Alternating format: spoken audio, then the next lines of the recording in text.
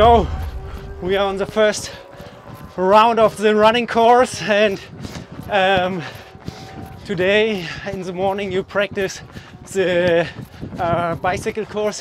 What do you think? It's fast? Yeah, it's really fast. Not a hill in sight. The one thing you've got to look out for is the wind, really. Yeah. Because it's quite open, but there's no hills, not really any corners. You basically couldn't really get any quicker course than this, especially if it's calm wind conditions on race day. Yeah, and so I've seen that the other three teams have different tactics for the bicycle course. So what's your tactic? I think you have overall 10 pacemakers, which you can set. And how many pacemakers do you use for the cycle course? I think we'll probably use 8, maybe.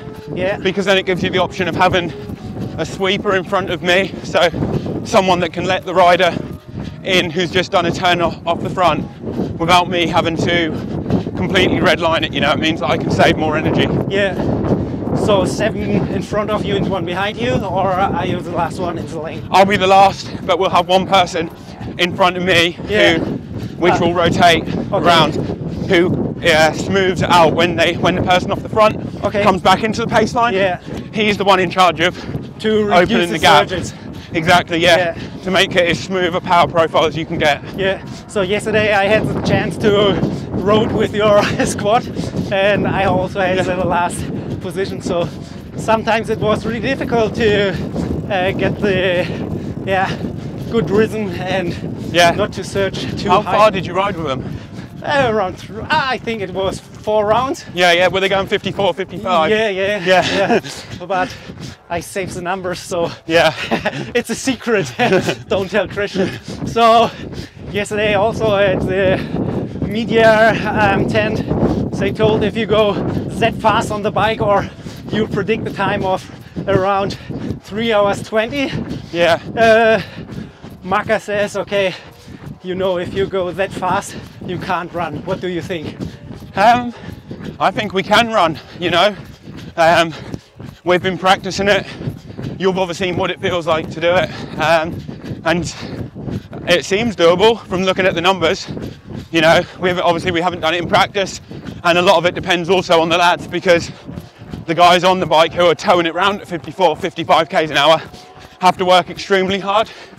And no one really knows what it will be like in the last hour of the bike. But I think I can run off it, and you know, I really want to take the race to Kristian, and I think getting stuck in on the bike and hopefully starting the run with a buffer is my best chance. So your prediction time is around 49 minutes for the swim, 3 hours 20 for the ride, and that means that you overtake Kristian during the ride, and maybe you have a gap around 20 minutes. Yeah, but that's not right. Kristian submitted a slower time than what he's hoping for. It's bollocks. Kristian's not planning on doing a 3:45. That's a lie. Yeah. I think he's looking to do 3:30. Okay. You know, he hasn't submitted an accurate time, and he's submitted a slower swim time than what he'll do. Okay. His times aren't accurate. Okay. Like he's just wrote anything in. But how big is the gap you want to have for the start of the running course? Maybe 7 minutes would be great. Yeah. A bit less would be not ideal. And if I had 10 minutes, I'd be rubbing my hands. Sub7 in the wind, baby. Yeah. Oh, that sounds great. Okay. And Frank, so you are one of the pacemakers for the running course. What's your main job at Sunday? Yeah, to take the wind from him and then try to keep a steady pace and push him through the finishing line. And yeah, I have a bit of pressure because I'm the only pacemaker I'm running for him. Oh, okay. So I have. One of the other guys will be coming in for a bit as well. For a bit, yeah. But they're not doing the whole thing. Like Frank's the only guy doing the whole run. Okay. I want to do the whole thing then, and yeah. So. But you came in second at the German Championships of Marathon, so yes. Maybe it's around easy pace for you. No, it's not. It's still 42 kilometers, so it's a long run is every time hard in the end. Yeah. So, and it's not an easy pace. It will be not I'm not in my best shape right now, so just building up, and so it's a bit harder than I hope to, but but I do my best to support them as best as I can, and then want to do this whole thing, and yeah. And if we manage to get the win, drinks are on me on Sunday night, I'll tell you that. And do you feel something like pressure, and also it is for you more a race against Kristian, or is the main target the race against the clock and the second time? The main thing is beating Kristian, and the second thing is the clock, because you could go sub-7. Let's say I go 6:57, but Kristian goes 6:55. No one gives a shit, do they? Yeah, that's right. No one cares. You know, it doesn't matter. I would. Oh, we must go around here somewhere. But if I'd rather beat Kristian than go sub-7. Okay. You know. But I really want to go sub-7. You know. But it is a match race, and in terms of pressure, the pressure is mainly on the team. You know, the guys have all put a lot into it. Like the cyclists have all come out here. Some of them have missed races. They've been practicing a lot. Frank was supposed to go on an altitude training camp. He's building up for a marathon. You know, he's put a lot into it. So there's a lot, you know, you want to do your team well, and you want to have the best race you can, because a lot of the guys have sacrificed, you know, a lot for it, and are doing their best to help you. So you just want to get out there, give it your best, and hopefully get the win. And do you like the whole teamwork? So normally as a triathlete, you train for your own or racing for your own, and now you give all your hands into the hands of your teammates to save some energy and reach the target of sub-7. Yeah, it's Is really it good special fun for you? Yeah, it's really good fun, and it's a good change to do that. You know, it's really nice. Like, I've really enjoyed the whole time being out here. Obviously I stepped in late from Alistair, but it's been a really good experience so far, and this might be the only time something like this is ever done. So you want to enjoy it, make the most of it, and put on a show on Sunday.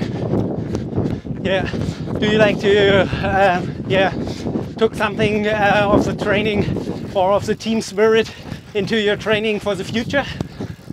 I mean, the guys are like really into their aerodynamics and CDA, and it's really good to see how organised they are, you know, in that sense, looking at the data from everyone, analysing it and seeing how you can go quickest on a course. You know, where's best to push the power, how long do everyone want to go, you know, that side of it is really interesting. So for you, it was also a very late step into the Sub7 project, and also after your corona disease, do you think that you're on the top level of your performance, or do you think that maybe just some person under your highest level? I mean, I wouldn't say I'm on the top level. I think we might go right here. Okay. But that would obviously, it would be impossible to be 100% after catching COVID in April. But I'm at an all right level, you know, pretty decent. And obviously, it's not just about the individual. It is a massive team thing. So hopefully, it's like in football, isn't it? You know, one player might not be at 100%, but if the whole team works well, it makes up for one really good player and 10 shit players, doesn't it? You know, so I think our team is so good, and that we're all working really hard, that I think that's going to be the difference. For sure. And is it also a little bit of motivation that Kristian is the athlete to beat? Because you said in the video, the Norwegian hype train. And now you have the chance to show Absolutely, how mate. it works. Absolutely, you know. That's the exciting thing, you know.